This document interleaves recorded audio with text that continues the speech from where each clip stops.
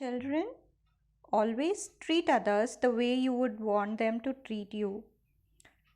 Today, in your Standard 8 History, we'll start a new unit, Unit 6 Development of Industries in India, Part 1.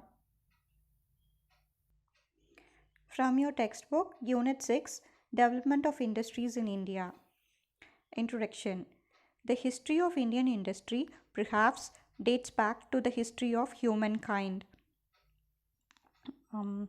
Indian இண்டஸ்ட்ரியோட history வந்து எப்போ human பீயிங்ஸோட history ஆரம்பிச்சிச்சோ அப்போலேருந்தே Indian இண்டஸ்ட்ரியோட history இருக்குது. India's traditional economy was characterized by a blend of agriculture and handicrafts. இந்தியாவோட tradition பாரம்பரிய சோர்ஸ் என்ன அப்படின்னா அக்ரிகல்ச்சரும் ஹேண்டிகிராஃப்ட் கைவினை பொருட்களும். According to Edward Baines, the birthplace of cotton manufacture is in India, where it probably flourished long before the dawn of authentic history. Edward Baines அப்படிங்கிறவர் என்ன சொல்லியிருக்காருன்னா, before the dawn of authentic history, authentic அப்படின்னா original real history ஆரம்பிக்கிறதுக்கு முன்னாடியிலருந்தே, long before ரொம்ப முன்னாடியிலருந்தே cotton manufacturing இந்தியாவில் cotton manufacturing வந்து ஃப்ளரிஷ் ஆகிட்டு இருந்துச்சு, ரொம்பவே சூப்பர்வாக க்ரோ ஆகிட்டு இருந்துச்சு அப்படின்னு சொல்கிறாரு. ஹிஸ்ட்ரி, அதாவது பாரம்பரிய ஹிஸ்ட்ரி ஆரம்பிக்கிறதுக்கு முன்னாடி நாட்கள்லேருந்தே காட்டன் மேனுஃபேக்சர் வந்துட்டு இந்தியாவில் ஆரம்பித்தாச்சு, ரொம்பவே க்ரோ ஆகிட்டு இருந்துச்சு அப்படின்னு சொல்கிறாரு. Bernier, who visited India during the reign of Mughal Emperor Shah Jahan, marveled at the incredible quality of manufactured goods. Incredible அப்படின்னா unbelievable, marveled அப்படின்னா amazed or wondered. பர்னியர் அப்படிங்கிறவர் இந்தியாவை விசிட் பண்ணியிருக்காரு. எப்போ அப்படின்னா டியூரிங் த ரூல் ஆஃப் ரெயின்னா rule of Mughal emperor ஷாஜகானோட ரூலில் பெய்னியருங்கிறவர் விசிட் பண்ணார் இந்தியாவை. அவர் இந்தியாவுக்கு வந்தபோது இங்கே இருக்கிற unbelievable quality of manufactured goods எல்லாத்தையும் பார்த்துட்டு, இங்கே மேனுஃபேக்சர் பண்ணுற எல்லா திங்ஸையும் பார்த்து ரொம்பவே அமேஸ்டாக ஃபீல் பண்ணார். அப்படியே பிரமிச்சு போயிட்டார். Tavernier, a French traveler, admired the peacock throne, carpets of silk and gold, as well as mini carvings. டாவனீர் அப்படிங்கிற ஃப்ரெஞ்ச் ட்ராவலர் இந்தியா வந்தபோது இங்கே இருக்கிற peacock throne, carpets of silk and gold, mini carvings, குட்டி குட்டி ஸ்கல்ப்சர்ஸ் அதெல்லாம் பார்த்துட்டு ரொம்ப பிரமிச்சு போயிட்டார். Traditional craft of India. The craft in India has a rich history. ரொம்பவே சிறந்த ஹிஸ்ட்ரி இருக்குது நம்ம இந்தியன் கிராஃப்ட்ஸ்க்கு. Crafts were integral part in life of people. So பீப்புளோட ஒன்றா கலந்தது தான் இந்த craft. Before arrival of mechanized industry, the production of Indian handicraft was the second largest source of employment in rural India next to agriculture. இந்த mechanical industry, machine based இண்டஸ்ட்ரிலாம் வரதுக்கு முன்னாடி second largest source of employment வந்துட்டு செகண்டாக என்ன பண்ணிகிட்டு இருந்தாங்க, after அக்ரிகல்ச்சருக்கு அப்புறம் செகண்ட் எம்ப்ளாய்மெண்ட் வந்துட்டு லார்ஜாக இருந்தது இந்த கிராஃப்டில் தான், ப்ரொடக்ஷன் ஆஃப் இந்தியன் ஹேண்டிகிராஃப்ட்ஸில் தான், கைவினை பொருட்களை தான் இந்தியா வந்து டிபெண்ட் ஆகிருந்துச்சு. The traditional Indian industry was known in the fields of textile. So ட்ரெடிஷனாக பாரம்பரியமாக என்ன வந்து இந்தியன் இண்டஸ்ட்ரியில் என்னென்ன ஃபீல்டெல்லாம் இருந்துச்சு அப்படின்னா, என்னென்ன ஒர்க்ஸ்லாம் பண்ணிகிட்டு இருந்தாங்கன்னா, டெக்ஸ்டைல் பண்ணிகிட்டு இருந்தாங்க, வுட் ஒர்க், ஐவரினா யானை தந்தம் வச்சு பண்ணுற ஒர்க்ஸ்.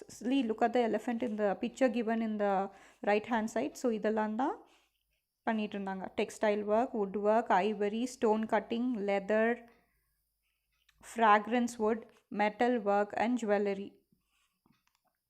The village artisans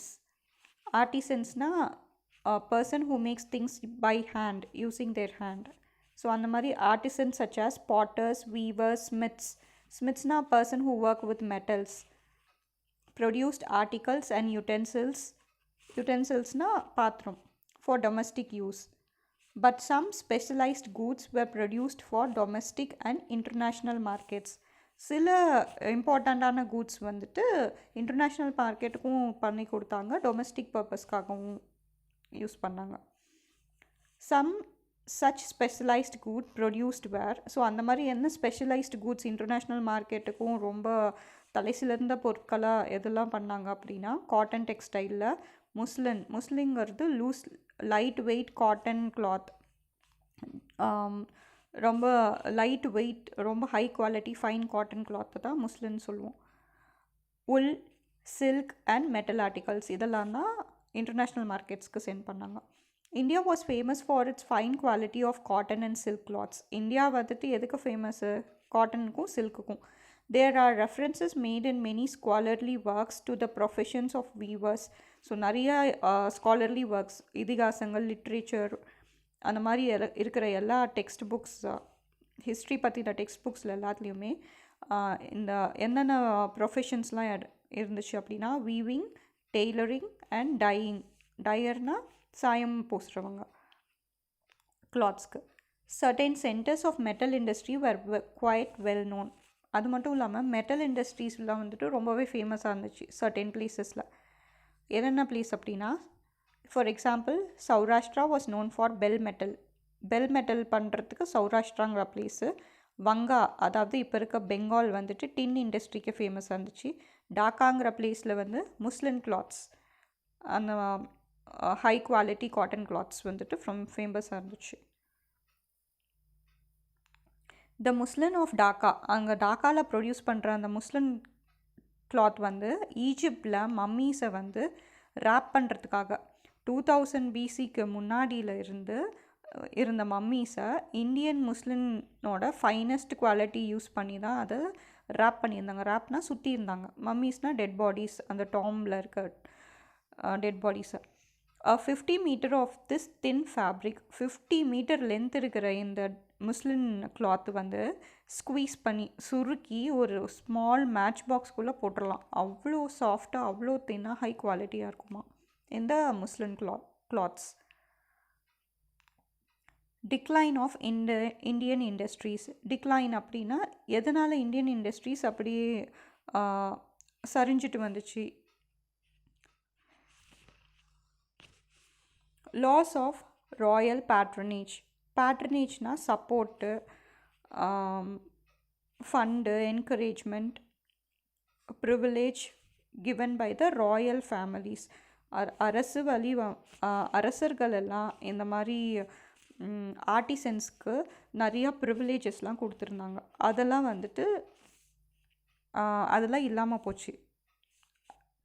எதனாலனா பிரிட்டிஷோட ரூல்னால். பிரிட்டிஷ் ரூல் பண்ண ஆரம்பித்ததுலேருந்து இந்த மாதிரி ஸ்மால் சிற்ப வியாபாரிகள், ஆர்டிசன்ஸோட அவங்களுக்கு யாரும் சப்போர்ட் பண்ணுறதுக்கு ஆள் இல்லாமல் அவங்க வந்துட்டு வேறு ஒரு ஃபீல்டுக்கு போக ஆரம்பிச்சிட்டாங்க. So that is decline of Indian industries. எதனாலனா first one, due to the loss of royal patronage, royal பர்சன்ஸோட சப்போர்ட் இல்லாததுனால. The British conquest transformed Indian economy into colonial economy. British வந்து கான்குவெஸ்ட் அப்படின்னா ஆக்கிரமிக்கிறது. இந்தியன் எக்கானமியா, அதாவது செல்ஃப் ரிலையன்ட், தன்னைத்தானே. India வந்து தன்னைத்தானே எல்லா பொருட்களுக்கும் எல்லா தேவைக்கும் தன்னைத்தானே டிபெண்ட் பண்ணி இருந்துச்சு. ஆனால் பிரிட்டிஷ் ரூலுக்கு அப்புறமா அது மற்ற கண்ட்ரியை டிபெண்ட் பண்ணி இருக்குது ஒவ்வொரு விஷயத்துக்கும். ஸோ அந்த மாதிரி மாறிடுச்சு. Why? Because we'll see, as the British conquered the Indian territories one after another, Indian territories one after another conquer பண்ண ஆரம்பித்ததுக்கப்புறம் நேட்டிவ் ரூலர்ஸ், இந்தியாக்குள்ளேயே ரூல் பண்ணிட்டு இருந்தவங்க, நோபல்ஸ், ரொம்ப ஹை நாலேஜ்டு பர்சன்ஸ், தானம் தர்மம் நிறையா பண்ணுறவங்க தான் நோபல்ஸ். லேண்ட் லார்ட்ஸ், நிறைய லேண்ட் வச்சுருக்கவங்க, lost their power and prosperity, அவங்களோட சொத்து, பவர் எல்லாமே அழிஞ்சிருச்சு. The demand for fine articles to be displayed in darbars and other ceremonial occasions disappears. அந்த மாதிரி பெரிய பெரிய தர்பாரில், அரசவையில் வைக்க வேண்டிய நிறையா ஃபைன் ஆர்டிகல்ஸ்லாம் டிஸ்பிளே பண்ணுறது எல்லாமே குறைஞ்சிருச்சு. As a result, The craftsmen who were patronized by the rulers lost their importance and became poor. அதனால இவங்களுக்கு சப்போர்ட் பண்ணுற கிங்கோட பவரே குறைஞ்சிருச்சு. அதனால் அவங்களுக்கு கிங் தான் சப்போர்ட் பண்ணுவாங்க இந்த ஆர்டிசன்ஸ் கிராஃப்ட்மேன்ஸ்க்கு எல்லாத்துக்கும். ஸோ அவங்க சப்போர்ட் இல்லாததுனால அவங்க ரொம்ப புவர் ஆகிட்டாங்க, அவங்களுக்கு இம்பார்ட்டன்ஸ் கிடைக்காதனால. For generations these craftsmans have been practising their craft. Generation வழியாக பாரம்பரியம் வழியாக அவங்க இதே ஒர்க் தான் பண்ணிகிட்டு இருந்தாங்க, கிராஃப்ட் ஒர்க் தான் பண்ணிகிட்டு இருந்தாங்க. அவங்களுக்கு வேறு எந்த ஸ்கில்லுமே இல்லை. So they have to work as labourers. அதனால் அவங்க வேறு ஒருத்தங்க கிட்ட டெய்லி நீட்ஸ் பூர்த்தி பண்ணுறதுக்காக லேபரராக தான் போய் ஜாயின் பண்ண வேண்டியது இருந்துச்சு. அதனால் அவங்களுக்கு லெஸ் மணி தான் கிடச்சிது. This change result in the increased pressure on agriculture. அதனால இவங்க எல்லாருமே வேறு வேலை இல்லாததுனால அக்ரிகல்ச்சருக்கு வந்தாங்க. There were large scale under employment in agriculture. Under employment அப்படின்னா ஸ்கில் இல்லாதவங்க, அக்ரிகல்ச்சர் பற்றி தெரியாதவங்க எல்லாம் அக்ரிகல்ச்சருக்கு வந்து லோ பேக்கு வேலை செய்ய ஆரம்பித்தாங்க. So the substitution of commercial food crops in agriculture ruined the Indian agro-based industry. Agro-based na agricultural based industry in the commercial food crops அப்படின்னா ப்ரிசர்வ் பண்ணி வச்சுருக்கிற ஃபுட் மெட்டீரியல்ஸ் வந்து செல்லிங் பேக்ட் ஃபுட் ஐட்டம்ஸ்லாம் வர ஆரம்பித்ததுனால Indian agricultural base இண்டஸ்ட்ரியும் அழிய ஆரம்பிச்சிருச்சு. The splendid period of indigenous handicraft industry came to an end as the political influence of East India Company spread over various parts of the country. So east India company வந்து பிரிட்டிஷால் form ஆச்சு. அது வந்து India country பூரா spread ஆக ஆரம்பித்ததுக்கப்புறம் நம்மளோட பாரம்பரிய indigenous அப்படின்னா நேட்டிவ் லோக்கலாக பண்ணிகிட்டு இருந்த கைவினை பொருட்கள் எல்லாம், அந்த ஹேண்டிகிராஃப்ட் இண்டஸ்ட்ரி எல்லாமே ரொம்பவே பாதிக்கப்பட்டுச்சு. அதனால் அவங்களுக்கு எந்த வேல்யூம் இல்லாமல் போயிடுச்சு. So this is due to the loss of first reason எதனால் இந்தியன் இண்டஸ்ட்ரி சரிவு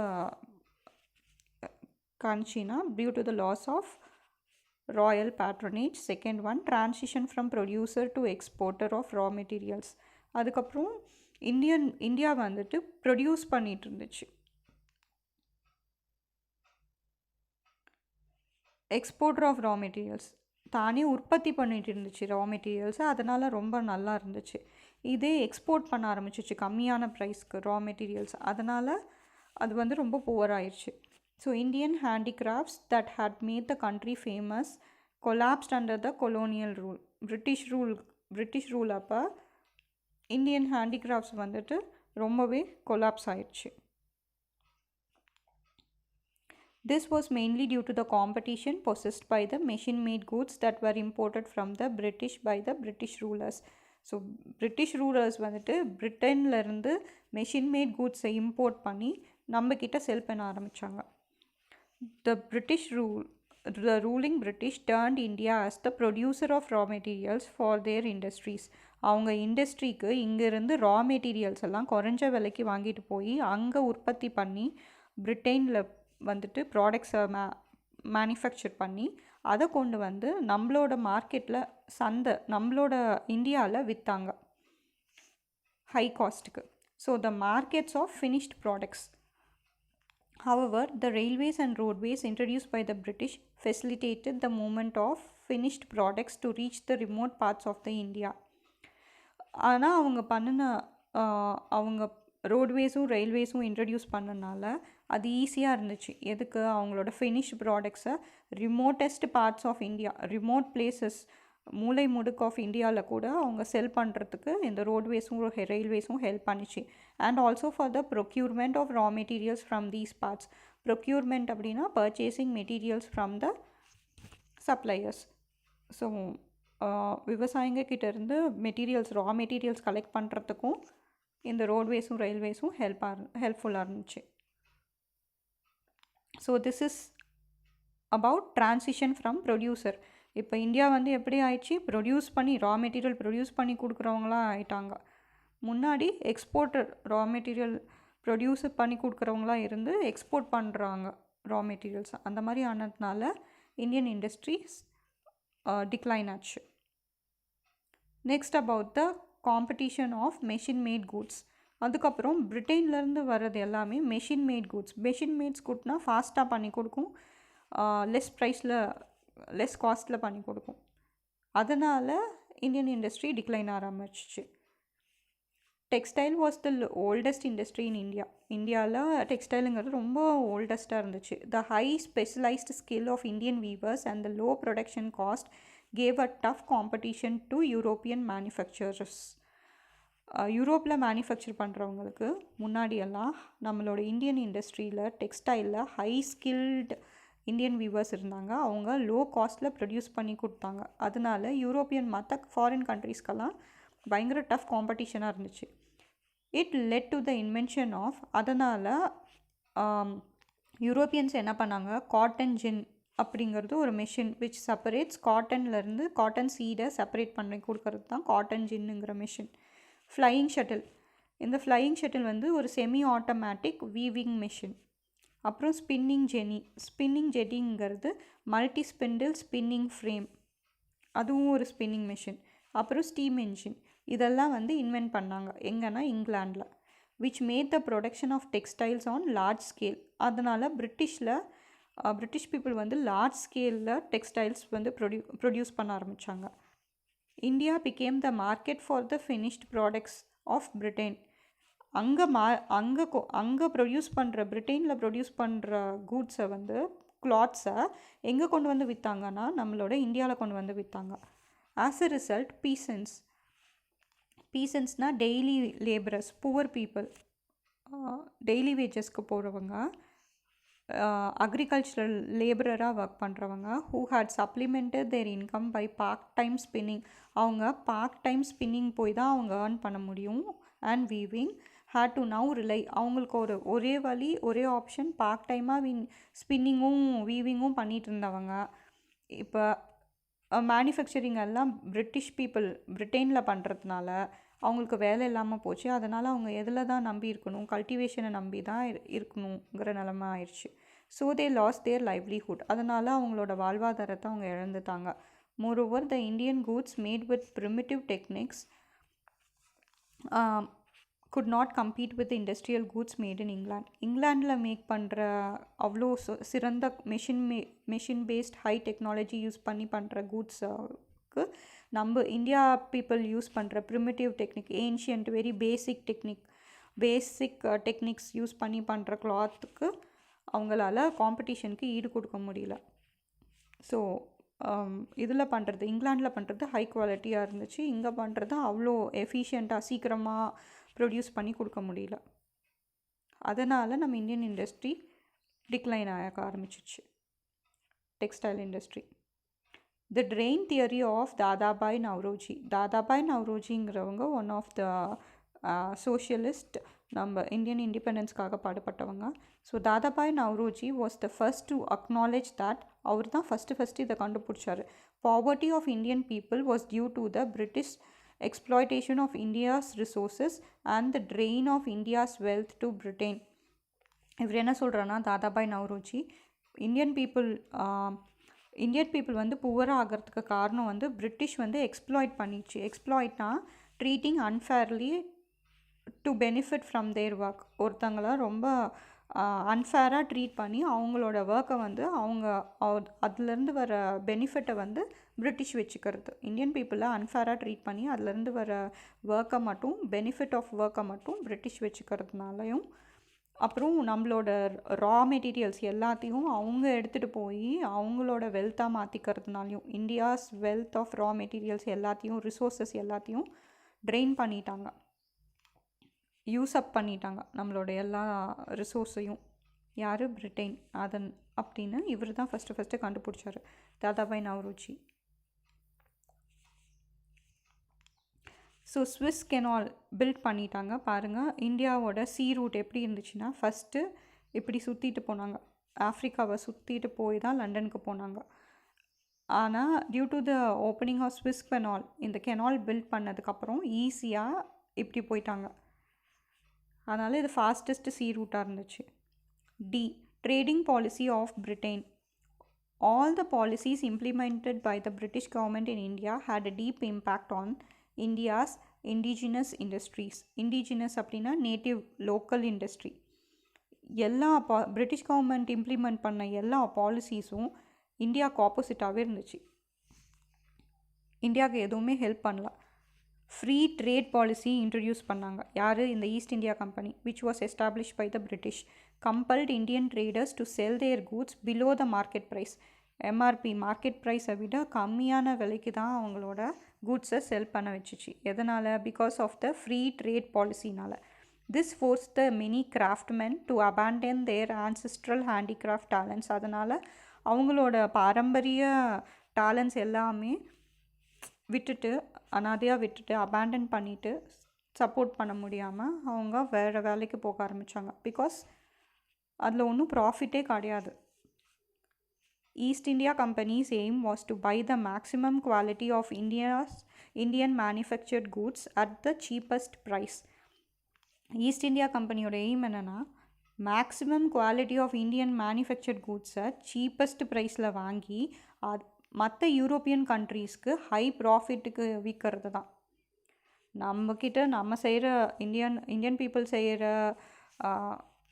கூட்ஸை திங்ஸை ரொம்பவே சீப்பாக வாங்கி மற்ற கண்ட்ரிக்கு அவங்க ஹை ப்ராஃபிட்க்கு விற்கிறது தான் இந்த யூரோப்பியன் பிரிட்டிஷ் பீப்புளோட எண்ணமாக இருந்துச்சு. This affected the traditional Indian industry. இது கண்டிப்பாக இந்தியன் இண்டஸ்ட்ரியை அஃபெக்ட் பண்ணிச்சு. The British follow the policy of protective tariff that was much against the trading interest of India. அவங்க ப்ரொடெக்டிவ் டாரிஃப்னு ஒரு பாலிசி வேறு இன்ட்ரடியூஸ் பண்ணிட்டாங்க. அது ரொம்பவே இந்தியாவோட ட்ரேடிங்க்கு ரொம்பவே அஃபெக்ட் பண்ணிச்சு.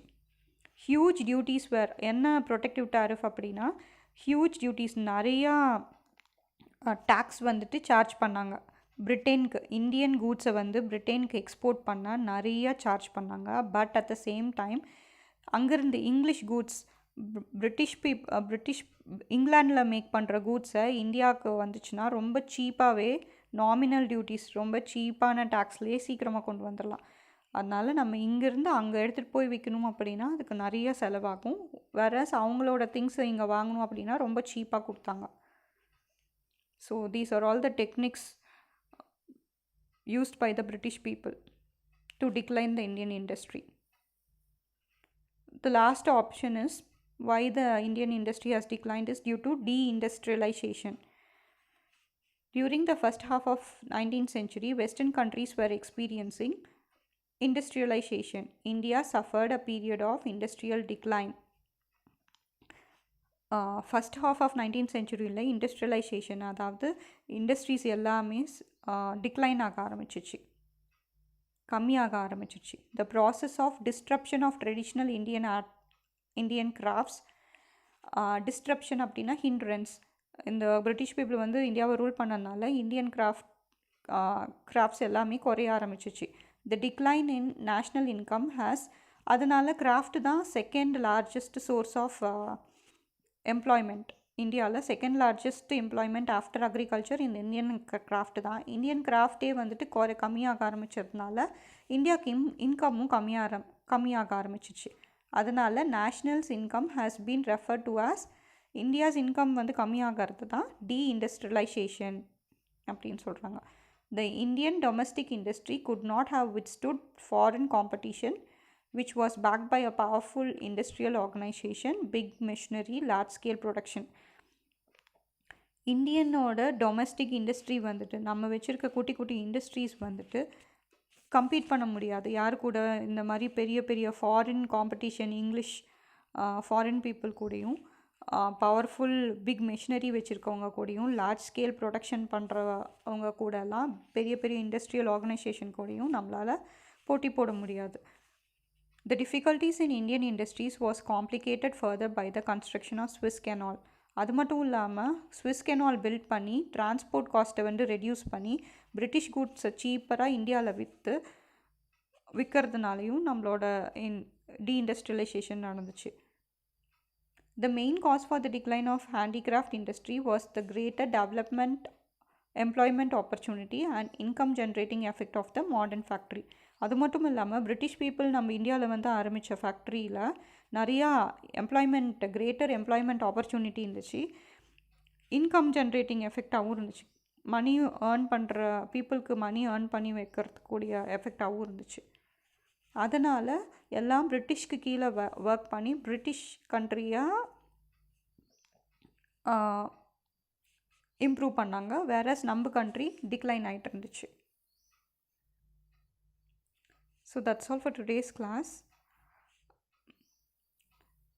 So remaining we'll see in the next class. Thank you. Have a great day.